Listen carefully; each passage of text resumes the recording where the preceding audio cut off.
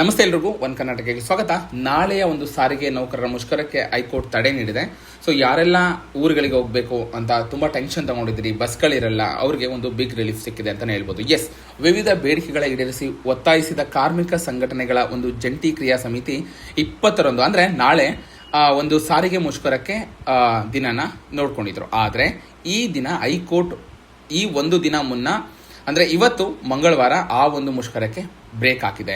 ಸಂಘಟನೆಗಳಿಗೆ ಮಹತ್ವದ ಆದೇಶ ನೀಡುವ ಜೊತೆಗೆ ರಾಜ್ಯ ಸರ್ಕಾರಕ್ಕೂ ಕೂಡ ನೋಟಿಸ್ ಜಾರಿ ಮಾಡಿದೆ. ಎಸ್, ವೇತನ ಪರಿಷ್ಕರಣೆ, ಹಿಂಬಾಕಿ ಬಿಡುಗಡೆ ಸೇರಿ ವಿವಿಧ ಬೇಡಿಕೆಗಳನ್ನು ಈಡೇರಿಸಬೇಕು ಅಂತ ಈಡೇರುವವರೆಗೂ ನಾವು ಹೋರಾಟ ನಡೆಸ್ತೀವಿ ಅಂತ ಕಾರ್ಮಿಕರ ಸಂಘಟನೆಗಳ ಒಂದು ಜಂಟಿ ಕ್ರಿಯಾ ಸಮಿತಿ ಮುಷ್ಕರಕ್ಕೆ ಕರೆ ಕೊಟ್ಟಿತ್ತು. ಈ ಪ್ರಕರಣ ಕೋರ್ಟ್ ಮೆಟ್ಟಿಲೇರಿತ್ತು. ಓಕೆನಾ, ಒಂದ್ ಕಡೆ ಕೋರ್ಟ್ಗೂ ಕೂಡ ಹೋಗಿತ್ತು. ಇಂದು ನ್ಯಾಯಮೂರ್ತಿಗಳಾದ ಸೂರಜ್ ಗೋವಿಂದರಾಜ್ ಹಾಗೂ ಕೆ ಮನ್ಮಥರಾವ್ ಅವರಿಂದ ಹೈಕೋರ್ಟ್ ವಿಭಾಗೀಯ ನ್ಯಾಯಪೀಠ ಮುಷ್ಕರ ನಡೆಸದಂತೆ ಸರ್ಕಾರ ಮತ್ತು ಸಂಘಟನೆಗಳಿಗೆ ನೋಟಿಸ್ ಜಾರಿ ಮಾಡಿದೆ. ಸಾರಿಗೆ ಇಲಾಖೆ ಸಚಿವರೊಂದಿಗೆ ಚರ್ಚಿಸುವಂತೆ ಸಂಘಟನೆಗಳಿಗೆ ಆದೇಶ ಹೊರಡಿಸಿದ್ದಾರೆ. ಗುರುವಾರದವರೆಗೆ ಮುಷ್ಕರ ಬೇಡ, ಹೈಕೋರ್ಟ್ ಕ್ಲಿಯರ್ ಕಟ್ ಆಗಿ ಹೇಳಿದೆ. ಸಾರಿಗೆ ನೌಕರರ ಮುಷ್ಕರಕ್ಕೆ ಸಂಬಂಧಿಸಿದಂತೆ ಅರ್ಜಿ ವಿಚಾರಣೆ ನಡೆಸಿದ ನ್ಯಾಯಪೀಠ ಮುಷ್ಕರಕ್ಕೆ ತಡೆ ನೀಡಿದೆ. ಮುಷ್ಕರ ಮುಂದುವರಿಸಬೇಡಿ, ಸರ್ಕಾರದೊಂದಿಗೆ ಚರ್ಚಿಸಬೇಕು, ಗುರುವಾರದವರೆಗೆ ಯಾವುದೇ ಒಂದು ಮುಷ್ಕರ ನಡೆಸದಂತೆ ನಿರ್ದೇಶಿಸಿದೆ. ಅರ್ಜಿ ವಿಚಾರಣೆಯನ್ನು ಕೂಡ ಗುರುವಾರಕ್ಕೆ ಮುಂದೂಡಿಕೆ ಮಾಡಿದ್ದಾರೆ. ಇನ್ನು ಈ ಕಾರ್ಮಿಕ ಸಂಘಟನೆಗಳ ಒಂದು ಜಂಟಿ ಕ್ರಿಯಾ ಸಮಿತಿಗೆ ಹಿನ್ನಡೆಯಾಗಿದೆ. ನಾಳೆಯ ಸಾರಿಗೆ ಮುಷ್ಕರ ಹಿನ್ನೆಲೆ ಕೆಲಸಕ್ಕೆ ಹಾಜರಾಗುವಂತೆ ರಾಜ್ಯ ಸರ್ಕಾರ ಎಸ್ಮಾ ಜಾರಿ ಮಾಡಿ ಎಚ್ಚರಿಕೆ ನೀಡಿತ್ತು.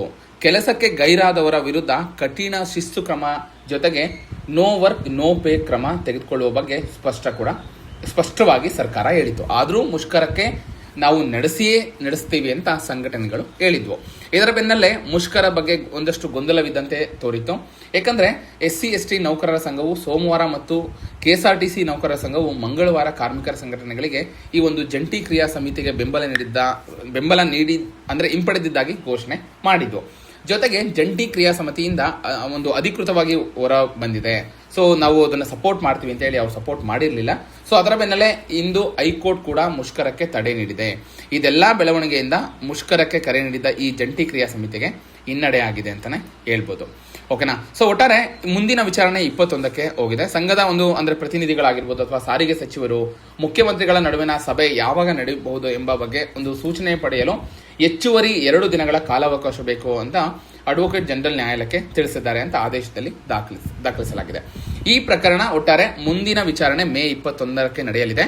ಮುಷ್ಕರ ತಡೆಯುವಂತೆ ಕೋರಿ ಗೃಹ ಕಾರ್ಮಿಕ ಮಹಿಳೆಯೊಬ್ಬರು ಮತ್ತು ಕಟ್ಟಡ ಕಾರ್ಮಿಕರೊಬ್ಬರು ಸಾರ್ವಜನಿಕರ ಹಿತಾಸಕ್ತಿ ಅರ್ಜಿ PIL ಏನ್ ಬರುತ್ತೆ, ಸೊ ಅದರಲ್ಲಿ ಅವರು ಈ ಮುಷ್ಕರ ನಡೆದ್ರೆ ನಮ್ಮ ಜೀವನೋಪಾಯಕ್ಕೆ ತೊಂದರೆ ಆಗುತ್ತೆ ಅಂತ ಅವರು ವಾದ ಮಾಡಿದ್ರು. ಸೊ ಒಟ್ಟಾರೆ ಈ ಮುಷ್ಕರ ಏನಿದೆ ಅದನ್ನ ಕೈ ಬಿಡೋ ಪರಿಸ್ಥಿತಿ ಬಂದಿದೆ ಅವ್ರಿಗೆ.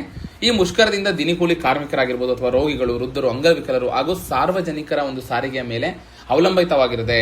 ಸೊ ಅದರಿಂದ ಆರ್ಥಿಕವಾಗಿ ಹಿಂದುಳಿದ ವರ್ಗಗಳಿಗೆ ತೀವ್ರ ತೊಂದರೆ ಉಂಟಾಗುತ್ತೆ. ಸೊ ಇಲ್ಲಿ ಯಾರು MLA MP ಅಥವಾ CM ಯಾರಿಗೂ ಕೂಡ ಲಾಸ್ ಆಗಲ್ಲ. ಸೊ ಇಲ್ಲಿ ಓಡಾಡೋದು ಕಷ್ಟ ಆಗೋದು ಸಾಮಾನ್ಯ ಜನಗಳಿಗೆ. ಸೊ ಅವ್ರಿಗೆ ತೊಂದರೆ ಆಗುತ್ತೆ. ಇದನ್ನ ಸರ್ಕಾರ ಆದಷ್ಟು ಬೇಗ ಬಗೆಹರಿಸಬೇಕು ಅನ್ನೋದ್ರ ಕೂಡ ವಾದ ಆಗಿದೆ. ಓಕೆನಾ. ಸೊ ಇನ್ನು ನೋಡೋದಾದ್ರೆ ನೀವು ಕಳೆದ ವರ್ಷ ಡಿಸೆಂಬರ್ನಲ್ಲಿ ರಾಜ್ಯ ಸರ್ಕಾರ ಅಂದ್ರೆ KSRTC, BMTC ಈ ರೀತಿ ಅನೇಕ ಜೂನ್ 30ರವರೆಗೆ ಸಾರ್ವಜನಿಕರ ಉಪಯೋಗ ಸೇವೆಗಳು ಎಂದು ಘೋಷಣೆ ಮಾಡಿತ್ತು. ಈ ಅವಧಿಯಲ್ಲಿ ಇಂತಹ ಸೇವಾ ಸಂಸ್ಥೆಗಳು ಒಂದು ಮುಷ್ಕರ ನಡೆಸಲು ಅವಕಾಶ ಇರೋದಿಲ್ಲ. ಸೊ ಆಲ್ರೆಡಿ ಒಂದ್ ಕಡೆ ಅವರು ಫ್ರೀ ಸ್ಕೀಮ್ ಅಲ್ಲಿ ಈ ತರ ಕೊಟ್ಟು ಜನಗಳಿಗೆ ತೊಂದರೆ ಆಗ್ತಿದೆ. ಸೊ ಅದ್ರ ಮಧ್ಯೆ ಇವರು ಮುಷ್ಕರ ಈ ತರ ಮುಷ್ಕರಗಳು ಅಥವಾ ಸ್ಟ್ರೈಕ್ಗಳಾದ್ರೆ ಇನ್ನೂ ತೊಂದರೆ ಆಗುತ್ತೆ ಅನ್ನೋದು ಅವರ ವಾದ ಆಗಿದೆ. ಓಕೆನಾ. ಸೊ ಒಟ್ಟಾರೆ ಈ ಒಂದು ಏನು ಮುಷ್ಕರ ಒಂದು ಸ್ಟ್ರೈಕ್ ಇತ್ತು ಅದು ಕ್ಯಾನ್ಸಲ್ ಆಗಿದೆ, ಅಂದ್ರೆ ತಕ್ಷಣಕ್ಕೆ ತಡೆ ಆಗಿದೆ. ಸೊ ಮುಂದಿನ ಅಪ್ಡೇಟ್ ಏನಂತ ಕಾದ್ ನೋಡೋಣ. ಸೊ ಇದೇ ರೀತಿ ಒಂದು ಹೆಚ್ಚಿನ ಅಪ್ಡೇಟ್ಗಾಗಿ ನನ್ನ YouTube ಚಾನಲ್ನ ಸಬ್ಸ್ಕ್ರೈಬ್ ಮಾಡ್ಕೊಳ್ಳಿ. ಇದೇ ರೀತಿ ಸಪೋರ್ಟ್ ಮಾಡ್ತಾ ಇರಿ. ವಿಡಿಯೋ ನೋಡಿದ್ದಕ್ಕಾಗಿ ಧನ್ಯವಾದಗಳು.